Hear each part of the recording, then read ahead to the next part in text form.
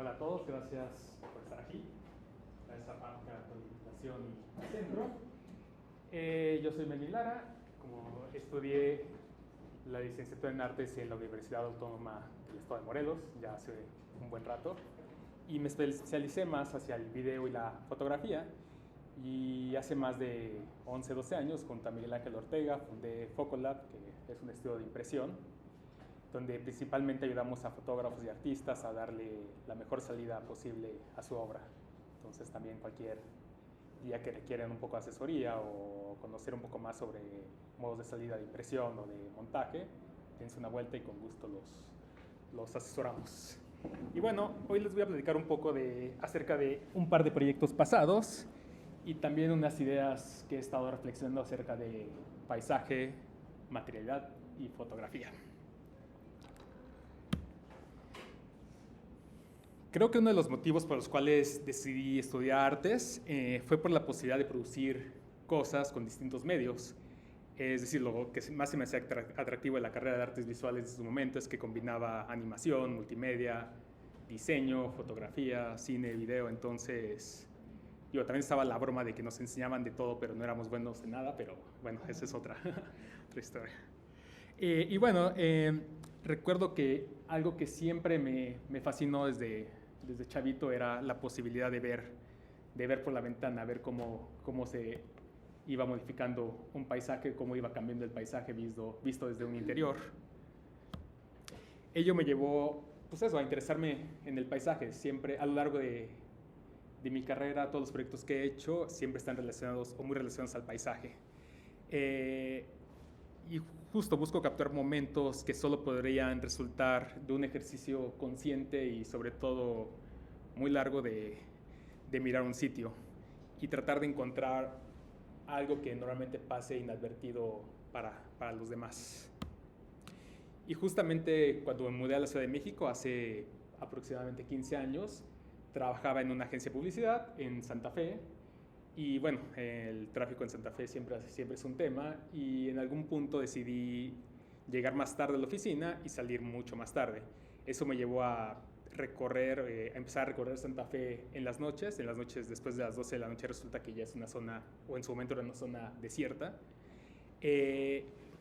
Y empecé a hacer derivas donde encontraba una suerte de escenarios casi ficticios en los que la luz, en este caso artificial, producía un espacio iluminado perfectamente. Y esta es esta es la primera foto que tomé. Esta era ya más cerca hacia donde vivía. Y justo pasaba ahí pues, todos los días caminando y siempre me llamaba la atención y me detenía a observar esta como vitrina que realmente era es el lobby de un edificio departamental. Pero justo también a esas horas estaba así, como una suerte de vitrina perfectamente iluminada en medio de... Esto fue en la Cuauhtémoc, si mal no recuerdo.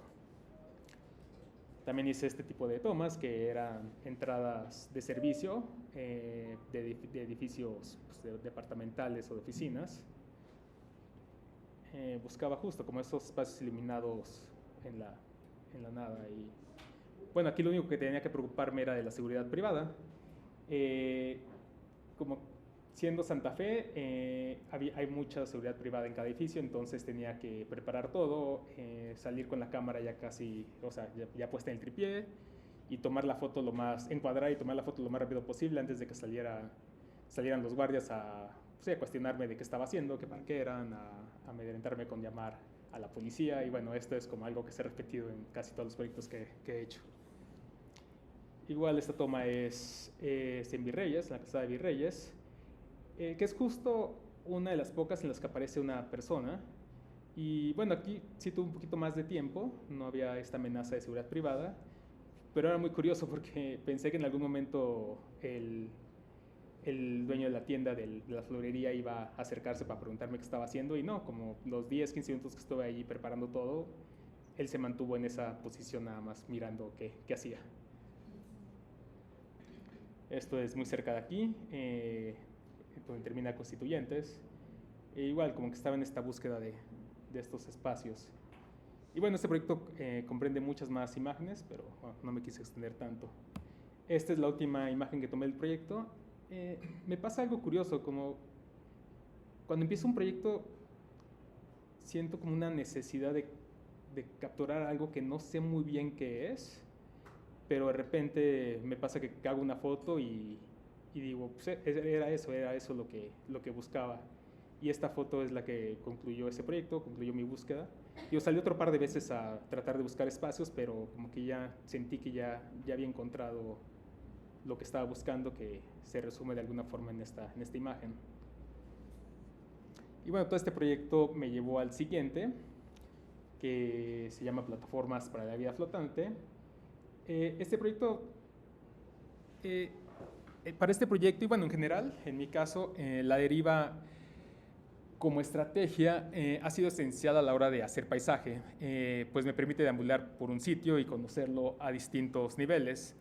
Además, la deriva es una vía de escape de la realidad que, para ser sincero, también es como que sirve como un poquito como terapia, como ayuda para transitar momentos de angustia e incertidumbre, como que en mi caso no hay nada mejor que salir y hacer foto solo sin que nadie me moleste, es como un acto meditativo de alguna forma. Y bueno, creo que es importante mencionarlo porque a veces esos estados son los que nos llevan a lugares insospechados que con el tiempo y trabajo pueden convertirse en un proyecto. Y bueno, este proyecto que era justo derivas, ya a diferencia de Santa Fe, este proyecto hacía derivas más a pie, en bicicleta y en el sistema de transporte público.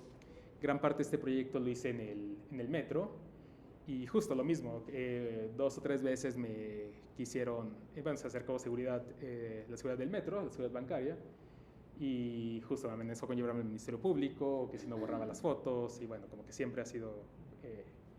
pero fue curioso porque un par de años después el mismo metro me invita a exponer en el museo las fotos que no me dejaban tomar.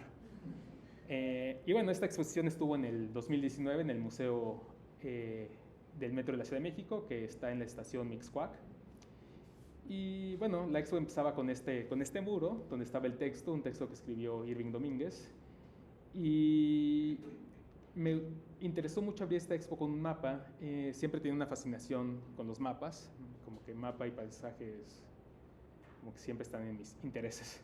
Y justo hice un mapa donde puse pines en cada lugar donde había hecho fotos. La parte que ven un poquito más oscura de cuadros oscuros es la parte de noctámbulo, pero bueno, ahí estaban dispuestos todos los lugares de las fotos. De alguna forma siempre he llevado una bitácora, aunque no una bitácora tan formal, es como una bitácora más de memoria, pero también en este caso me ayudaba mucho la geolocalización de las fotos. Y también empezaba con una publicación donde podían ver como todo el proyecto, todas las fotos del proyecto, que eran alrededor de 60.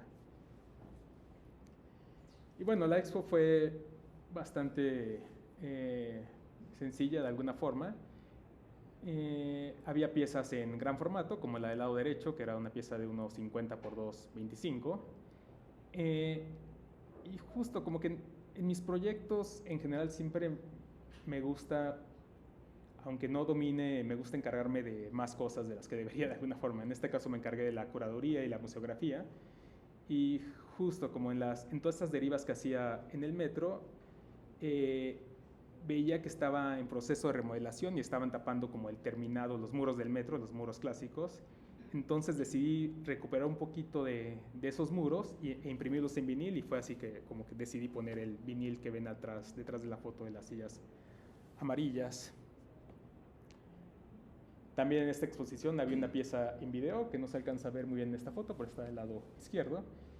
Y es una pieza de video a 3 canales, y es básicamente acerca del paisaje que produce el sistema de transporte colectivo metro. Igual había también fotos de la ciudad, de las derivas que hacía a pie. Igual el vinil pasaba de un lado del muro al otro. Y justo también como que buscando nuevas formas de llevar las piezas a la pared, que fueran, sí, buscando un poquito más del tradicional foto enmarcada, colgada y ya. Como que estaba buscando explorar más hacia soluciones en cuanto a museografía. Y fue así como llegué a la pieza que ven del lado derecho, que realmente era una proyección en blanco y negro, muy, muy deslavada. Digo, no se alcanza a ver muy bien aquí, pero también en la expo era muy, muy sutil el tono. Y solamente en esa pieza de video era donde podía verse gente, era gente que estaba pasando, abordando o saliendo del vagón, en la misma estación donde tomé la foto que está sobrepuesta en la proyección. Y bueno, este fue la última parte de ese proyecto donde mi búsqueda se fue reduciendo en cuanto a la cercanía a los espacios que estaba fotografiando. Aquí me fui acercando más y fue como una búsqueda ya más hacia líneas, geometría, y también aquí empezó como este interés este interés de buscar cómo la naturaleza en algunos casos invadía lo urbano.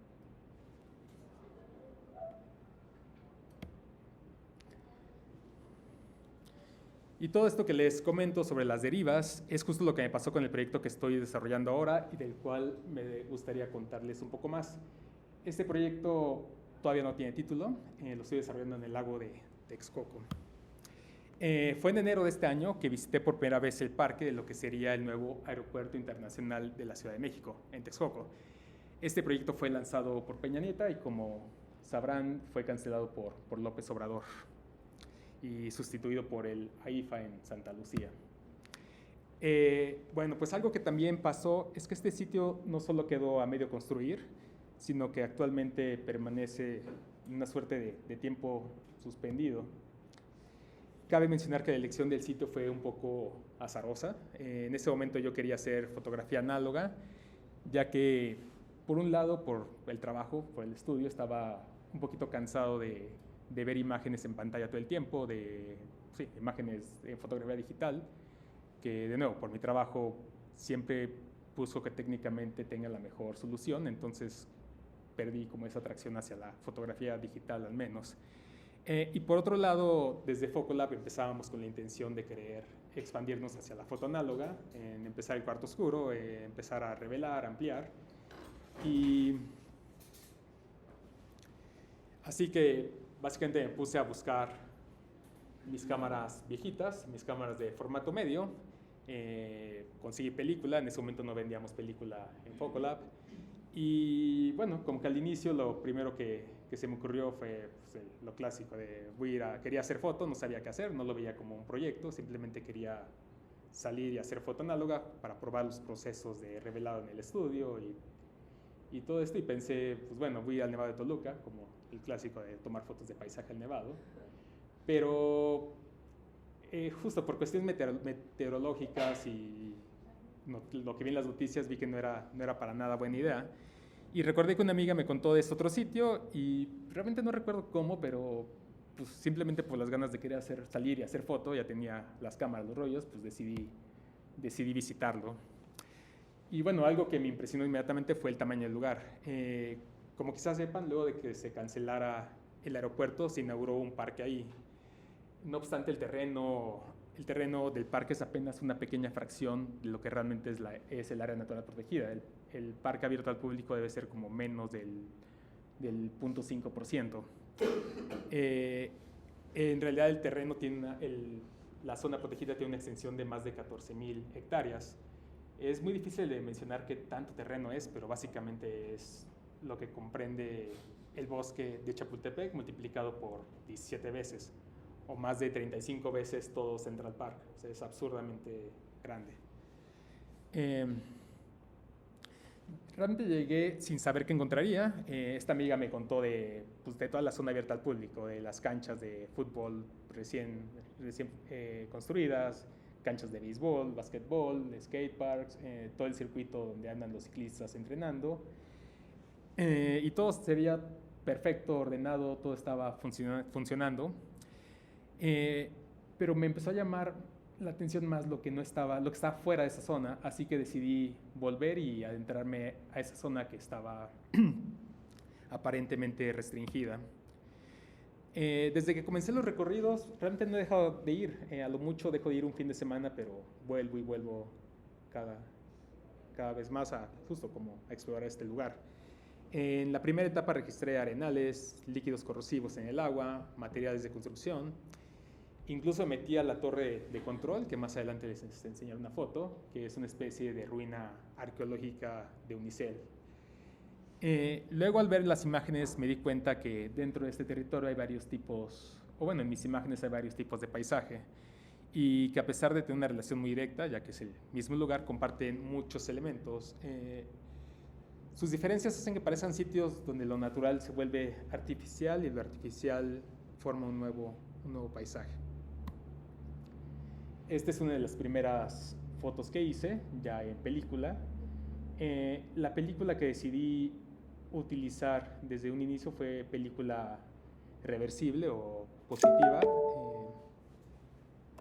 diapositiva, justo por los colores que puede reproducir, por la intensidad que me encontraba de colores casi iridiscentes en este lugar. Entonces, este es uno de los arenales, abundan los arenales, rodeado de un cuerpo de agua, que justo por la contaminación química del lugar se vuelven como espejos de agua iridiscentes, como les comentaba. Y pues aquí como está la transición del cuerpo de agua azul, un poquito más limpio, por así decirlo. Después a la orilla el agua se empieza a convertir en un tono rojizo debido al tezontle con el que rellenaron o intentaron rellenar el lago de Texcoco. Y posteriormente te encuentras como una especie de arenilla, una arenilla súper blanca, que la primera vez que la vi fue como impresionante porque parecía que había nevado. Y resulta que esa arenilla es realmente sal que se queda como una costra en el territorio después de que el agua se va evaporando. Todos los cuerpos de agua de Texcoco es agua salina. La tierra o los elementos naturales que hay ahí hacen que todo el agua se salinice inmediatamente. Y cuando se evapora queda esta costra de sal. Y bueno, también me encontraba con literal cementerios de materiales sin usar. De repente vas recorriendo esta zona y te encuentras pues, con esto, como tubos y tubos que después me enteré que se llaman drenes. Es lo que más hay en este lugar y es importante, bueno, tiene una lógica porque pues, era un lago y realmente la obra monumental de este aeropuerto tenía que ser el sistema hidráulico para estar sacando el agua todo el tiempo. Entonces, sí, de drenes y tubos de desagüe hay muchos en mis imágenes, pero también me llegué a encontrar literal montañas de paneles solares nuevos, o sea, ya echados a perder, pero con empaque y todo, y así como un desperdicio de recursos tristísimo.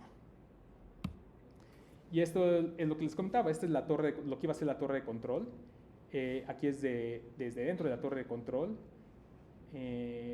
Solamente llegaron a construir el perímetro, la torre se iba a construir justo en el centro, y en este centro que terminó como una alberca gigante, pues justo como se mantiene todo el tiempo con agua que no quieres tocar, es como un agua densa, rojiza, que no te invita para nada a querer meterte.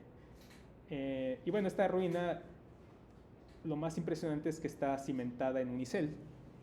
Por eso que les comentaba que era una ruina contemporánea de Unicel. Resulta que por el tipo de terreno, los cimientos tenían que ser un unicel para construcción, que es un poquito más denso, pero son placas de unicel gigantes de 2 metros por 1 metro o más, que están soportando o que iban a soportar toda la estructura. Y bueno, después seguía haciendo imágenes y justo me llamaba mucho la atención cómo iba cambiando el terreno que pues, literal iba pisando. De repente era terreno súper firme, después era arena, después era un terreno fangoso y después terreno salino. En algunas ocasiones llegué a pisar y se me dio el pie hasta la rodilla de que no era muy claro de qué estaba hecho el terreno. Y también empecé a crear una relación un tanto inconsciente al inicio de las imágenes que estaba produciendo con el imaginario que tenemos que tengo de las imágenes del alunizaje, de las primeras imágenes del alunizaje. Digo, esta es como una referencia muy directa a una foto de Armstrong, pero en su momento no lo pensé, pero bueno, la imagen de referencia estaba en mi cabeza. Y bueno, encontrar estos materiales, estas llantas que sí me remitían como a como a ruinas de otro planeta.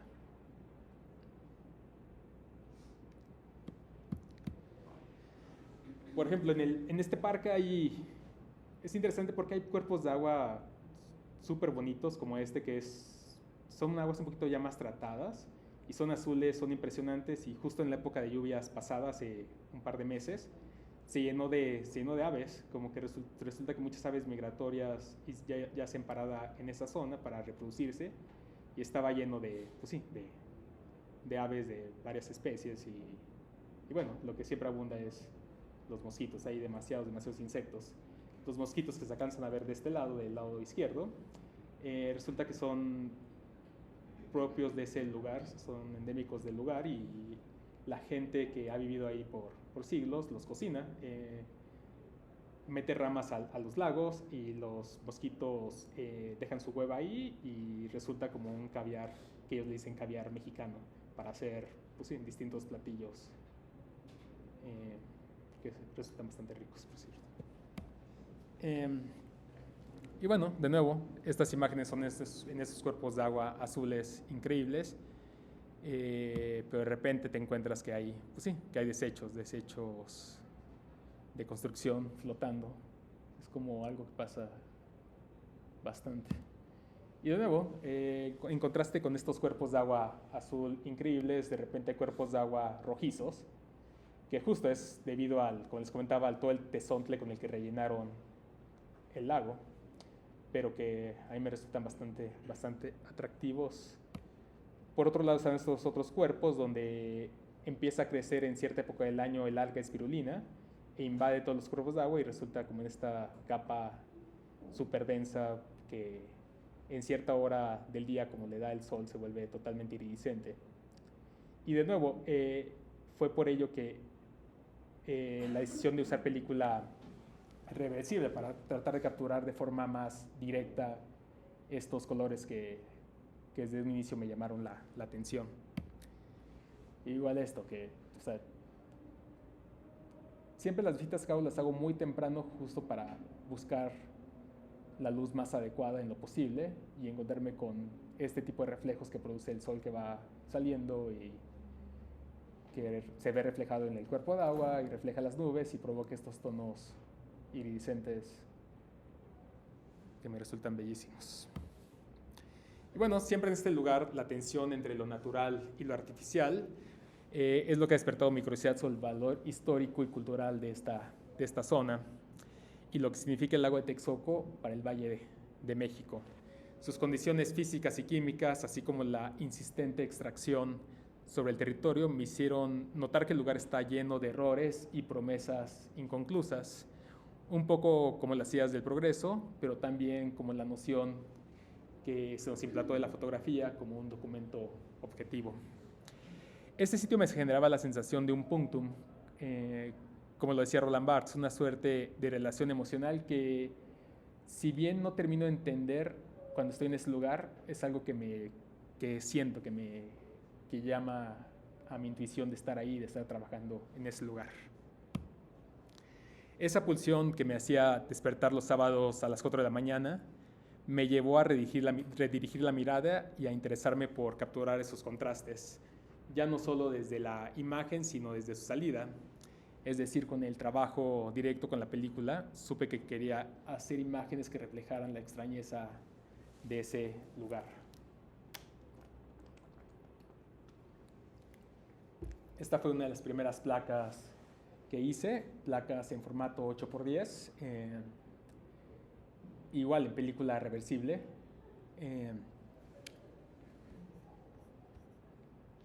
Y de nuevo, como que se repetía mucho elementos industriales que quedan abandonados, pero terminan flotando en los cuerpos de agua de ese lugar.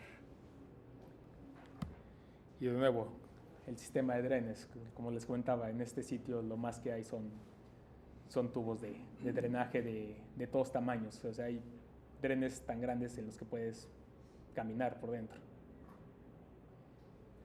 Y esta otra imagen, justo este objeto que ven al centro es una placa de unicel, de las que les comentaba que usaban para la cimentación. Esta foto es muy cerca de la torre de control en época de lluvias y justo cuando se inunda o se forma un cuerpo de agua, estos elementos, al ser de unicel, terminan flotando a la deriva en esos pequeños lagos. Y justo como que esta foto me llevó mucho como a pensar la idea del iceberg con el cambio climático, que es un poquito también una relación que hay con este proyecto. De nuevo otro dren.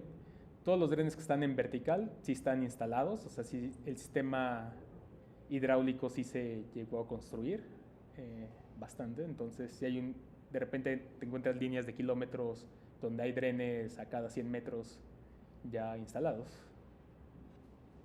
Y esta es la torre de control vista hace un par de meses, ya inundada. Ya en este momento ya es imposible acceder a la torre de control y tomar la foto o ver lo que hay adentro, como la foto que les enseñé hace unos minutos.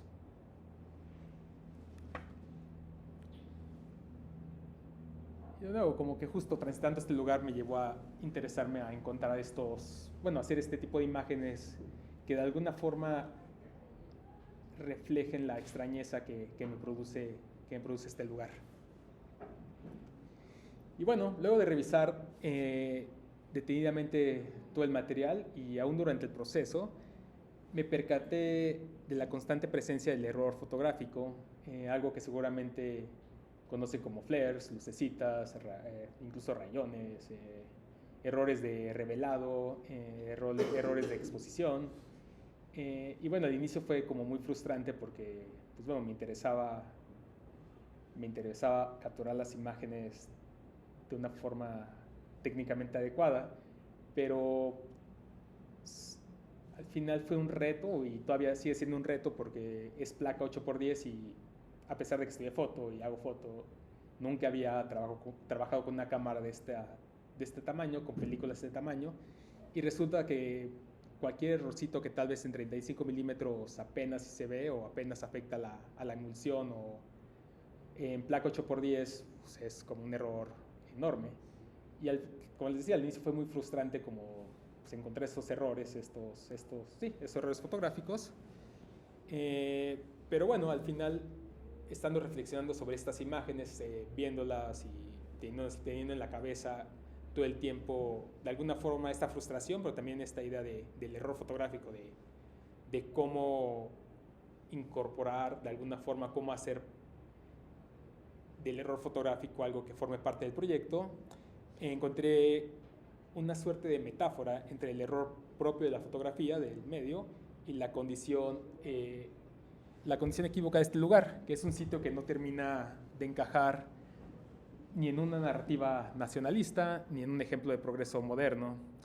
Y bueno, esto me permitió de alguna forma aceptar el error, aceptar eso que estaba pasando, junto con otro tipo de exploraciones, y de alguna forma develar el artificio fotográfico. Y fue así que empecé no directamente a buscar el error, pero sí a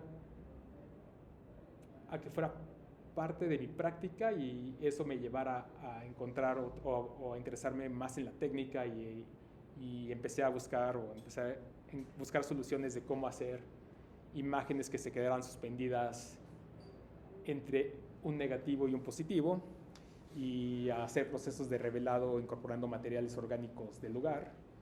Y bueno, es una exploración en la que sigo. Y bueno, esta es otra. También en épocas de lluvias, todo el circuito donde normalmente entrenan los ciclistas empieza a inundarse y se empiezan a conectar todos los cuerpos de agua del lago.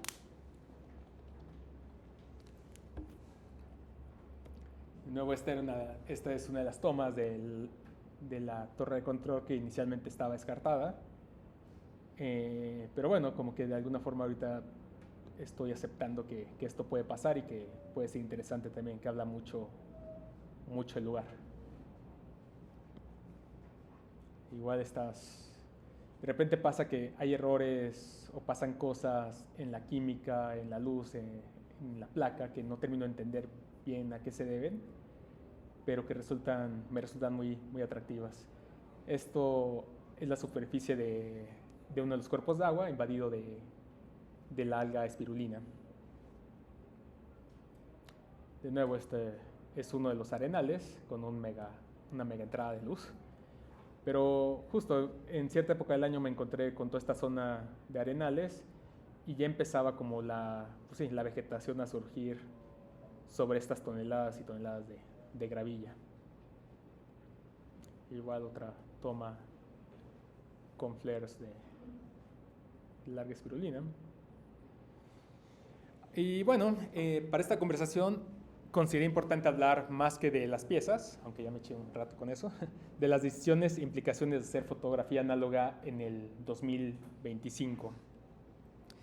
Lo primero que podríamos preguntarnos sería, ¿por qué gastar tanto en películas si la tecnología digital es tan asequible como el teléfono que tenemos todos en este momento? Pero si la inversión es un problema a considerar, entonces, ¿qué nos permite o qué nos da la fotografía análoga que no podemos encontrar en lo digital? Pero si en este momento hay miles de aplicaciones que pueden emular distintos tipos de película, incluso Instagram nació de eso, de emular los estilos y los looks de películas, ¿por qué seguir insistiendo en comprar y usar y trabajar en película análoga? En el camino me he encontrado con varias respuestas. Una de ellas está, como lo decía, en la historia. Sucede que hay una relación intrínseca entre la fotografía y el extractivismo, tal y como ocurre en Texcoco. En sus años de gloria, Kodak extraía alrededor de 2 toneladas de plata al día para surtir la demanda del mercado fotográfico a nivel global. Y bueno, extraer 2 toneladas de plata al día quiere decir que la cantidad de agua y de recursos que eran extraídos de estas poblaciones era inmenso. Y bueno, todo eso lo lograban sacando territorios en todo el mundo, con ello modificando ecosistemas, modos de vida y desde luego el paisaje. Y bueno, esta foto que ven aquí es como un anuncio de Kodak, donde presumían su bóveda. Tienen una bóveda en Rochester inmensa donde guardaban sus lingotes de placa que eran sus reservas para ir surtiendo la demanda global de película. Otra razón podría estar en el uso político de la película positivada. Como les comentaba, desde el inicio elegí usar película positivada por temas técnicos y también por retos técnicos. Pero también es importante mencionar que cuando Estados Unidos quiso ganar la Guerra Fría, sabía el poder de las imágenes, sabía que la guerra se iba a ganar con las imágenes y bueno, es algo que continúa hasta nuestros días. Y ello llevó al gobierno a acercarse a Kodak para pedirle que diseñara un modelo de película basado en la Kodachrome. Kodachrome fue la primera película positivada a nivel comercial que salió a la venta en los 30, en 1930, 34, si no recuerdo.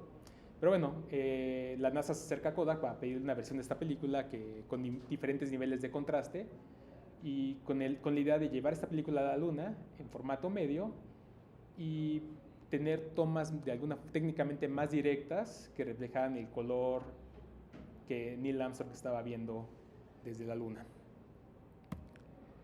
Y bueno, lo que resultaría de esta petición fue una serie de imágenes que sin intervención humana, entre comillas, registran lo que Neil Armstrong veía.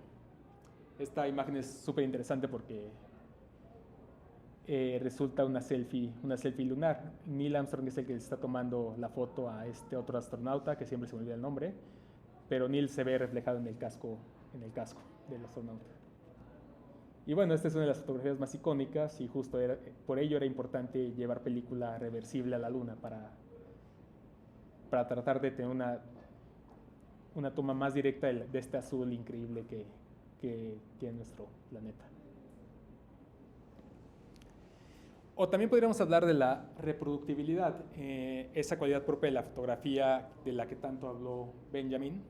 Y es que cuando decidí trabajar con placa positivada en formato 8x10, que es tal cual el tamaño que están viendo en el video, es un poquito más pequeña que una hoja tamaño carta, pero es de ese tamaño la placa, de ese tamaño el positivo, o negativo cuando es negativo, pero bueno, en este caso es positivo. Y con esto no solo me limité a las condiciones técnicas de la película positivada, que tiene menor rango dinámico y necesitas una exposición mucho más precisa para que pueda funcionar. Y bueno, y con esto tengo la idea de anular la posibilidad de que se reproduzcan, ya que la intención de este proyecto es que las placas, es decir, los dispositivos originales sean la pieza y no la pieza en sí, y que no haya una copia de ella.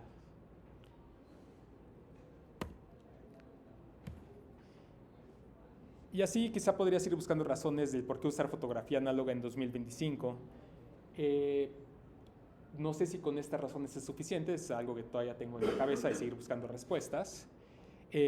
Lo que sí sé es que un proyecto artístico no solo se vale de la curiosidad, bueno, más bien un proyecto artístico se vale de la curiosidad, la existencia y sobre todo el no dejar de trabajar. Y bueno, y también de estar con el proyecto en la cabeza para hallar las respuestas a estas preguntas. Y bueno, y por todo esto decidí regresar a la noción de la cuestión técnica de las placas del revelado, ya no desde el cuarto oscuro, sino desde el trabajo directo con la luz.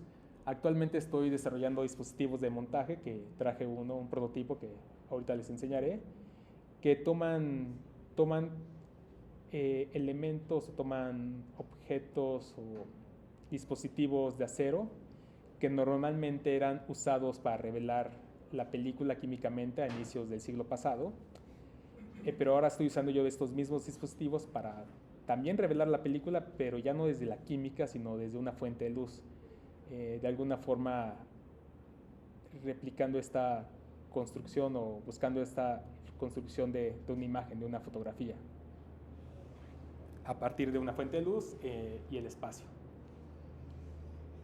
Y bueno, gracias.